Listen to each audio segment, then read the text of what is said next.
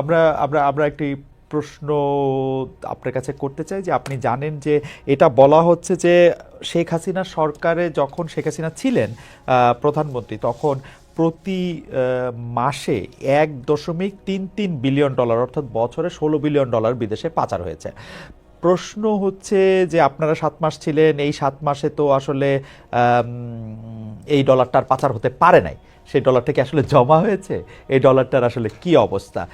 $16 billion পাচার হয়েছে, এটি আসলে আমরা একটি শ্বেতপত্র প্রণয়ন কমিটির কাছ থেকে এটি পেয়েছি। ডক্টর দেবপ্রিয় ভট্টাচার্য প্রণয়ন কমিটিতে ছিলেন। ডক্টর সালাউদ্দিন আহমেদ।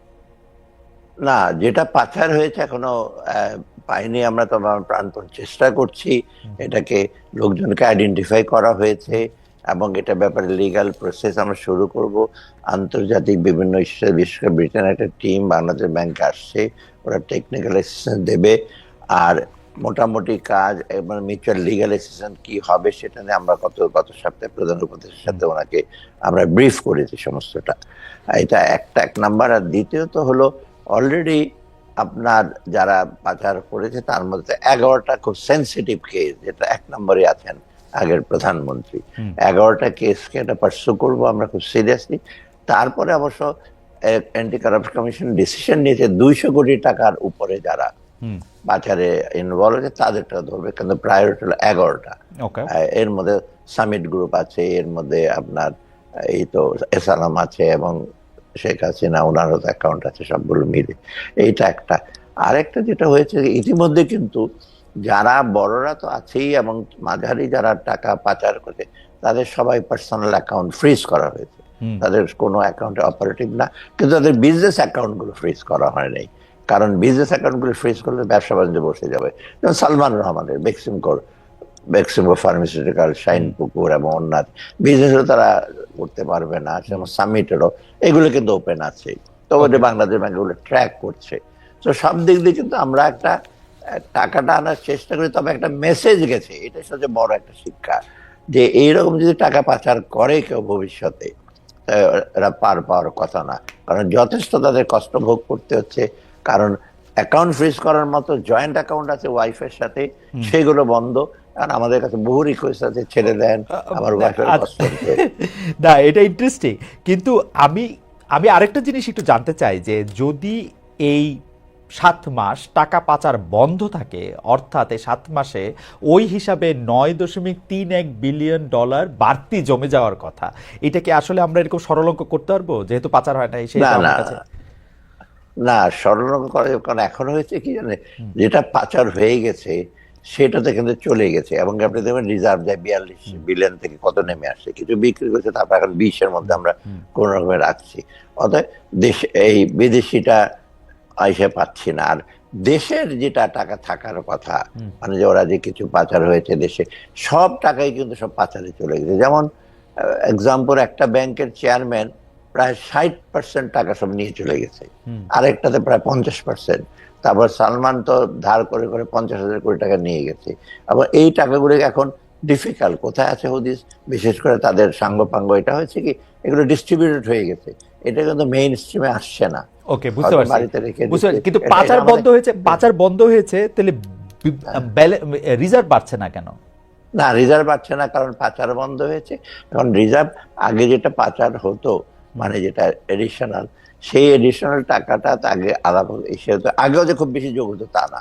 অতএব তখন থেকে কিন্তু রিজার্ভ আর বাড়েই নাই, রিজার্ভটা মেইনলি বেড়েছে আমাদের দেশে রেমিটেন্স আর এক্সপোর্ট, এই দুটো যেটা আমরা দেখি এসে করি, যেটা কারেন্ট অ্যাকাউন্ট ব্যালেন্স সেখানে বেড়েছে। আর ইনভেস্টমেন্ট যেটা balance of payment financial account, সেটা কিন্তু নেগেটিভ ছিল সব বেশিরভাগ। অতএব ইনভেস্টমেন্টটা হয় নাই, এই টাকাটা যারা বাইরে এবং এই টাকাটা তো ফাইন্যান্সিয়াল ইস্যুতে আসে না মেইন স্ট্রিমে। এটা আপনার, এটাকে আমরা বলি যে সেকেন্ড টিয়ার ইকোনমি চলছে, ব্যবসা বাণিজ্য কিন্তু চলেছে ভেতরে ভেতরে, ওদের ব্যবসা যেটা আমরা বলি কালো ব্ল্যাক ইকোনমি, ওখানে চলছে। এখন এই টাকাটা তো ব্ল্যাক ইকোনমিটা বন্ধ হয়েছে এবং সেই টাকাটা তো আমরা ট্রেস করা ডিফিকাল্ট হচ্ছে কোথায় চলে গেছে টাকাটা। এই জন্য আপনি দেখবেন ব্যবসা বাণিজ্যের কিন্তু মন্থর গতি আসছে। শুধু ব্যাংকের টাকা দিয়ে তো, ঋণ দিয়ে তো ওই ব্যবসা বাণিজ্য চলতো না, চলতো বেশিরভাগ ওদের ব্ল্যাক ইকোনমি, ওই টাকাটা দিয়ে অনেক ব্যবসা বাণিজ্য চলতো। ওকে, আচ্ছা, অতএব এই যে, হ্যাঁ, গত 15 বছর আর্থিক খাত নিয়ে এরকম ব্ল্যাক ইকোনমির কথা নিয়ে বা নানা ধরনের অভিযোগ রয়েছে। আমরা দেখছি যে এই সরকার সাংবিধানিক সংস্কার, নির্বাচনী সংস্কার, রাজনৈতিক সংস্কার নিয়ে যতটা মনোযোগী, আর্থিক খাতের সংস্কার নিয়ে একটা অভিযোগ হচ্ছে সেই পরিমাণ আগ্রহ নাই। এইটা নিয়ে হতাশা প্রকাশ করেছেন আবার শ্বেতপত্র প্রণয়ন কমিটির প্রধান ডক্টর দেবপ্রিয় ভট্টাচার্য। প্রথম আলোকে তিনি বলেছেন, প্রধান উপদেষ্টা অধ্যাপক মোহাম্মদ ইউনূস প্রতিবেদনটি গ্রহণ বা ওন করেছেন, কিন্তু তার উপদেষ্টা পরিষদে যারা প্রাসঙ্গিক তারা গ্রহণ করেননি। সবচেয়ে বেশি প্রাসঙ্গিক তো আপনি। আপনি কি সেই শ্বেতপত্রটি গ্রহণ করেন নাই? বা আমি না, গ্রহণ তো উনি করেছেন, আমিও তো সেদিন ছিলাম। শোনেন, শ্বেতপত্রতে বেশিরভাগ হলো এটা পোস্টমর্টেমের, কেন হয়েছে, কারা করেছে, এইটা ওখানে পাচার হয়েছে, এখানে ট্রেড ইসে গেছে, আমলারা নিয়েছে টাকা, তারপর ব্যবসায়ীরা নিয়েছে টাকা, এইগুলো।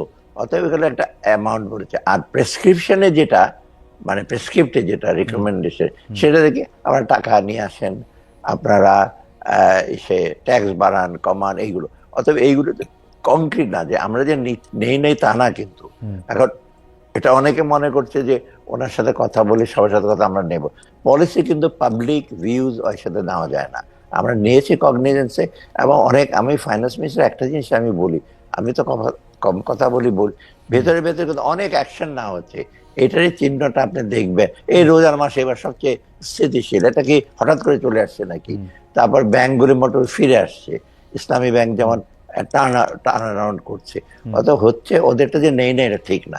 ওরা যেটা চেয়েছিল বা মনে মনে চেয়েছিল যারা এই সবই, ওদেরকে নামে একটা টাস্ক ফোর্স করি। অর্থাৎ আমি বলছি যে টাস্ক ফোর্স তো অলরেডি বাংলাদেশ ব্যাংকের যে গভর্নর, সে টাস্ক ফোর্স হলো এই যে মানি লন্ডারিং ব্যাপার, সেখানে এসএস এর মেম্বার আছে, সবাই আছে, they are doing this job. NBR এর যে সংস্কারগুলি হচ্ছে, আমরা যেটা করছি, আমরা ফাইন্যান্স মিনিস্টার, এখানে যথেষ্ট এক্সপার্ট আছে আমাদের। আমার ফাইন্যান্স ডিভিশনে 11-12 জন পিএইচডি আছে, additional secretary, who have got practical knowledge, মানে বাজেট ব্যালেন্স কিভাবে হয়। এখন যদি অর্থনীতি তাত্ত্বিক দিক দিয়ে তো আপনি অর্থনীতি পলিসি নিতে পারবেন না। তো অর্থাৎ এইটা ওদের একটু, যে আমরা তাদের ডাকি নেই কেন, ডাকি না, কিন্তু ওদের জিনিসটা কগনিজেন্স নেওয়া হচ্ছে। আরেকটা জিনিস, আরেকটা আপনার রিপোর্ট আসছে, সেটা হলো আপনার প্ল্যানিং কমিশন ডক্টর ফেরদৌসের নেতৃত্বে, ওইটাতে বরং কিছুটা ডিটেল আছে, ওইখানে বরং রিকমেন্ডেশন গুলো খুব বেশ কংক্রিট, প্র্যাগমেটিক। এবং এটা যেহেতু প্ল্যানিং কমিশন করেছে প্রফেসর ওয়াহিদুর মাহমুদের উদ্যোগে, ওইখানে কিন্তু কত করে। অর্থাৎ আমরা দুইটা নিয়েই কিন্তু কয়েকদিন আগে আমি একটা স্ট্র্যাটেজি ডকুমেন্ট করেছি। স্ট্র্যাটেজি ডকুমেন্টটা আমার চিফ এডিটর বলছে যে আমরা তো এত করছি, কি করবো, এগুলো করে প্রমাণ কি। তাদের আমরা একটা প্রেজেন্টেশন দিচ্ছি, ওখানে ওয়াহিদুর মাহমুদ সবাই ছিল, ওইখানে কিন্তু দুইটার রিকমেন্ডেশন নিয়ে আমরা এই জিনিস করছি, প্লাস আমাদের কাছে কিন্তু তথ্য যেগুলো আছে সেগুলি নিয়ে আমরা নিচ্ছি। একটা জিনিস মনে রাখবে, যে কোট করেছে যে তথ্য শ্বেতপত্রে, সেগুলো কিন্তু একটা খুব অথেন্টিকেটেড না হলে আমি তো বলতে পারবো না, আই ক্যানট ওন ইট। কিছু কিছু তথ্য আছে সেটা আমার ইসের সাথে মিলে না, বোর্ড অফ স্টেটের ডেটা, বাংলাদেশ ব্যাংকের ডেটা, ট্রেড ডেটা। এখন আমি কি করে বলছি ওরা সঠিক বলেছে? ওরা তো বিভিন্ন জায়গায় স্টাডি করেছে, বিভিন্ন কোর্টে থেকে নিয়েছে। অতএব এইগুলো তো আমি একটু সাবধান হতে হবে। আমরা বলেছি, দেবপ্রিয় সামনে যখন ছিল, আমি দেখেন এখানে প্রেসক্রিপশন কিছু তেমন খুব হালকা, কিন্তু এইগুলোর ডেটাগুলো ওন করে আমাকে পলিসিতে নেওয়া যাওয়ার আরো চিন্তা ভাবনা করতে হচ্ছে। অতএব এই অভিযোগটা ঠিক না, অভিযোগ না, তাদের একটু আফসোস আর কি, এবং নিচ্ছে না তা মোটেও না। না, সে উনার সাক্ষাৎকার পরে আমার কাছে মনে হয়েছে যে সবাই, আমার মনে হয়েছে এটা, মানে উনি যদিও কোনো নাম বলেন নাই, উনি এরকম সংশ্লিষ্ট কথা বলেছেন, তো মনে হয়েছে যে আপনি আসলে খুব বেশি পছন্দ করেন নাই শ্বেতপত্রের বিভিন্ন কিছু, মনে হয়েছে আর কি, সেইটা নিয়ে ওনার। আমি কি বললাম একটু আগে, না না জি, আপনি, আমার কাছে এইবার পরিষ্কার হয়েছে যে প্রেসক্রিপটিভ জিনিস না। ধরে না কেউ যদি আমাকে বলে, মেম্বার বলে ভ্যাট কমিয়ে দেন, ডিরেক্ট ট্যাক্স বানান, বলেন ডিরেক্ট ট্যাক্সটা কিভাবে বাড়াবো, কোন কোন জায়গায়। যদি বলতো যে ডিরেক্ট ট্যাক্স বানান, নতুন ক্ষেত্রতে আপনি ডিরেক্ট ট্যাক্স দেন, ভ্যাট আরো বিভিন্ন জায়গায় যারা ভ্যাট কাভার না সেগুলি যান, ওরা তো প্র্যাকটিস, যেটা ইনফ্যাক্ট আমার এনবিআর এর লোকজন এবং অন্যরা তো ঠিকই ওরা এগুলি বার করছে। প্র্যাকটিক্যাল যাদের ইসে আছে, আর তারা কিন্তু মোটামুটি, ওদের তো বিরাট ডিগ্রি আছে, আমাদের যারা আছে তারাও, কিন্তু তারা বাইরে গিয়ে কথাবার্তা বলে না, এমন কিছু না, তারাও খুব। আর আমি তো মোটামুটি আমার সম্যক ধারণা আছে বাংলাদেশের ইকোনমির সঙ্গে ওভার দ্য ইয়ার। আমি একটু পরের প্রসঙ্গে যাই, যে সেটা হলো যে আপনার সরকার শুরু থেকে এইটা বলছে যে 15 বছরে যথেষ্ট পরিমাণে লুটপাট হয়েছে, আসলে এটা বলার কিছু নাই, এটা একদম স্পষ্ট এবং আঙ্গুল ফুলে মানুষ কলা গাছ হয়, আওয়ামী লীগের লিডারদেরকে আমরা আঙ্গুল ফুলে মানে বট গাছ বা বাওয়াব গাছও আসলে হতে দেখেছি। হাজার কোটি টাকা পাচার হয়েছে, এটা ঠিক, দেশে বিদেশে সূচক টেম্পারেট করে আওয়ামী লীগ সরকার অর্থনৈতিক অগ্রগতি দেখিয়েছে, কিন্তু ফ্যাক্ট রিমেন্স ওরা এলডিসি থেকে উত্তরণের 2টা সূচকে কোয়ালিফাই করেছিল এবং আপনার সরকারও বা আপনিও আপনারা বৈঠক করে আপনারা ঠিক করলেন 2026 সালে আসলে এলডিসি থেকে উত্তরণ করবে। এটা কি আসলে প্রকারান্তরে আওয়ামী লীগ যে অর্থনীতিটাকে ঠিক পথে রেখেছিল, যদি আমি জাতীয় বা বেষ্টিক অর্থনীতির কথা বলি, এইটা প্রমাণ করে কিনা? এইটা আমি বলি শুধু আওয়ামী লীগ এটা ধারাবাহিক রাখবে। আমি সবসময় বলছি 53 বছরে কিন্তু বাংলাদেশের অনেক চড়াই উতরাই পেরিয়ে কিন্তু মোটামুটি কিন্তু একটা সন্তোষজনক উন্নতি হয়েছে, এটা অস্বীকার করার উপায় নেই। কিন্তু একটা পার্টিকুলার সরকারের জন্য না, এটা ধারাবাহিকভাবে, এবং দোষটা অনেক সময় আসছে 15 বছরের জন্য।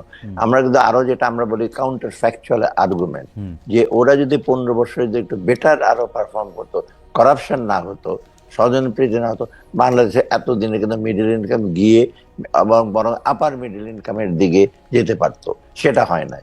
অতএব আমরা দেখেছি যে মাইক্রো ইস্যুতে যেটা আপনি যেমন 3টা ইন্ডিকেটর, পার ক্যাপিটাল ইনকাম বেড়েছে, অফকোর্স ইকোনমিক সাইজ বেড়েছে, ব্যবসা বাণিজ্য বেড়েছে, এক্সপোর্ট বেড়েছে, এসএমই খাতে বেড়েছে, তাই না? আর কৃষি তো আমাদের মোটামুটি ধারাবাহিক ভাবে ভালো করছে, শুধু বন্যা মানে ইসে ছাড়া। আর আপনার আপনার যেটা হিউম্যান রিসোর্সটা একটু আমাদের গ্যাপ আছে, একটু ভালনারেবিলিটিটাও কিছুটা আছে। অতএব 3টা যদি আপনি কম্পেয়ার করেন, যারা সেটা এটা ইউএনডিপি যেটা, ওরা দেখে যে বাংলাদেশ অন্য দেশের তুলনায় ধারাবাহিক রূপে কিন্তু যাচ্ছে। মাঝে মাঝে ইনফ্লেশন বাড়ছে, এখন এইবার যেমন ইনফ্লেশন বাড়ছে, কিন্তু পার্কে ক্যাপিটা কমে বা জিডিপি কমে যাচ্ছে বা ব্যবসা বাণিজ্যের পরিধি কমে যাচ্ছে, সেটা না, স্লোথ হচ্ছে। অতএব সেই দিকে বলবো ডেফিনেটলি আমাদের ম্যাক্রো ইকোনমিক যেটাই সেটা আছে, সেটা মোটামুটি সে পর্যায়ে চলছে। কিন্তু আর্থিক দিকে টাকা পয়সা চুরি দিকে, এটা আমি যেটা সবসময় খাদের কিনারে চলে আসছিলাম, যা আমরা ওটাকে স্টপ করেছি।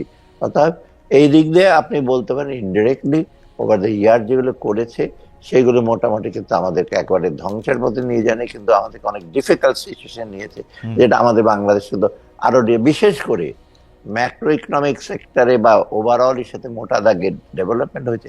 ডেভেলপমেন্ট ফলটা কিন্তু ফ্রুটসটা কিন্তু সাধারণ মানুষ পায়নি, এটাই সবচেয়ে বড়। এই বৈষম্যের জায়গায় যেটা হয়েছে, আপনি রিলেটিভলি গরিব লোকেরা তাদের কিন্তু সেরকম ভাবে তাদের আয় বাড়েনি, মুসলিমেও কিছু লোকে, আবার রিজিওনালও ডিসপ্যারিটি হয়েছে। আমরা এই মানে স্বাভাবিকভাবে একটা সোজা প্রশ্ন করলে, গরিব মানুষ কি এই আওয়ামী লীগ সরকার চলে যাওয়ার পরে তুলনামূলকভাবে ভালো বেশি আছে? এটা আমি বলছি হ্যাঁ, খারাপ নাই, কিন্তু খারাপ নাই মানে আমি বলছি যে তারা যে সেটা ছিল, বরং তারা একটু একটু ইসে পাচ্ছে। তাদেরকে আমরা বলছি যে তোমরা ভবিষ্যতে তোমার স্কোপটা, উন্নয়নের ফলটা তোমাদের আরো বেশি পৌঁছাবে। এই জন্যই কিন্তু আমরা চেষ্টা করছি তাদের সোশ্যাল সেক্টর, তাদের জীবিকাটার উপর, শুধু পার ক্যাপিটাল ইনকাম, শুধু জীবিকা না, এবং কোয়ালিটি অফ লাইফ, এটাকে বাড়াবার জন্য। এটা কিন্তু আমরা সচেষ্ট হচ্ছি বিভিন্ন জায়গায়। আচ্ছা, আমি পরবর্তী প্রসঙ্গে যাই, খালি আমি ইয়াটা বলে রাখি যে আপনি জীবিকা, পার ক্যাপিটাল ইনকাম শুধু না, সমস্তটা দিয়ে আপনি কি সোশ্যাল সেফটি নেটের ক্ষেত্রে আপনি এই কথা বলতে পারতেছেন, মানে যারা একেবারে প্রান্তিক তাদেরকেও কি, নাকি পলিটিক্যাল গভর্নমেন্ট থাকলে সোশ্যাল সেফটি নেটটা একটু স্ট্রঙ্গার থাকে? না, আমি বলি সোশ্যাল সেফটি নেটটা যেটা হয়েছিল গতবার, বরং পলিটিক্যাল গভর্নমেন্ট থাকলে যেটা অসুবিধা হয়েছে, যেটা ক্ষতি হয়েছে, প্রায় 127টা সোশ্যাল সেফটি নেটের প্রজেক্ট আছে এবং বিভিন্ন মন্ত্রণালয়।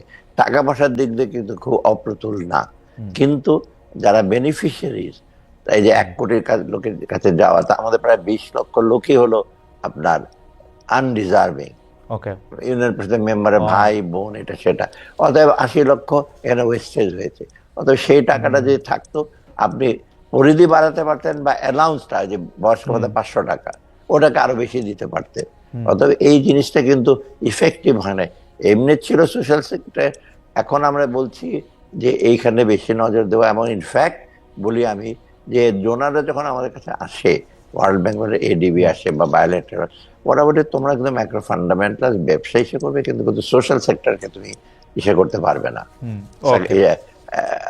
মানে এমফেসিস দিতে হবে। সেটা রিসেন্টলি এই আগামী বাজেটের জন্য আমি যেটা করেছি, ফিগারটা বলবো না, আমি সবগুলো ভাতা কিন্তু মার্জিনালি বাড়িয়ে দিয়েছি। বয়স্ক থেকে, প্রতিবন্ধী থেকে, মুক্তিযোদ্ধা, প্রতিবন্ধী, সবগুলো আমি ইন্টারন্যাশনাল মিটিং আমি প্রিসাইড করে আমরা হয়েছে। এবং এখানে প্রায় আমার তার মানে প্রায় 30,000 কোটি টাকা বেশি লাগবে এই সেক্টরে, সোশ্যাল সেক্টরে। তা- তবে তো আমি পৌঁছে দেবো, আমি এটার ওকে, জন্য অসুবিধা মানে নেই। সোশ্যাল সেফটি নেটে আপনি মনোযোগ আরো বেশি দিচ্ছেন। আচ্ছা, আমি যেহেতু আপনি বাজেটের প্রসঙ্গ আনলেন, আমি এটা একটু বলতে চাচ্ছি, জাতীয় নির্বাচন রোডম্যাপ এখনো ঠিক হয় নাই। মানে আসলে ইলেকশনটা কবে হবে, সরকারের শীর্ষ পর্যায় থেকে কখনো বলা হচ্ছে যে ডিসেম্বরে নির্বাচন হবে, কখনো বলা হচ্ছে যে জুনের পরে আর নির্বাচন পেছানোর কিছু নাই। তা অনেকে বলতেছেন যে না, ওই বিচার না করে, সেটা না করে, সেটা না করে বিচার করা যাইতে পারবে না। তো ক্ষমতার মেয়াদ না জেনে আসলে একটা অর্থ বছরে বাজেট করা তো নিশ্চয়ই একটা চ্যালেঞ্জের। 6 মাস পর না নতুন 1 বছর পর সরকার আসতেছে, সেটা আপনি কোনটা মাথায় রেখে আপনি এটা করতেছেন? আচ্ছা, আমি বলি, প্রথমত এটা অনেকে জিজ্ঞেস করেছে, সেদিন অর্থনীতিবিদরা আসছিল পরশুদিন, প্রফেসর রেহমান সোবহান সহ হ্যাঁ, সমস্ত সিনিয়র অর্থনীতি। হ্যাঁ, দেবপ্রিয় আসে নাই, হ্যাঁ। কারণ যাক, প্রফেসর রেহমান সোবহান আসছে, এরকম অনেকে আসছে মোস্তাফিজুর যারা, রহমান স্যার, হ্যাঁ। যাই হোক, সেখানে একই প্রশ্ন। তখন আমরা প্রথমত আমি বলি, আমরা বাজেটটাকে রিভাইজ করি। রিভাইজ বাজেটটা হ্যাঁ। এই কয়েকদিন আগে আমরা মন্ত্রণালয়কে বলেছে, দেশের রিভাইজ বাজেটটা আমরা খুব বেশি কিন্তু টিঙ্কারিং করি নাই।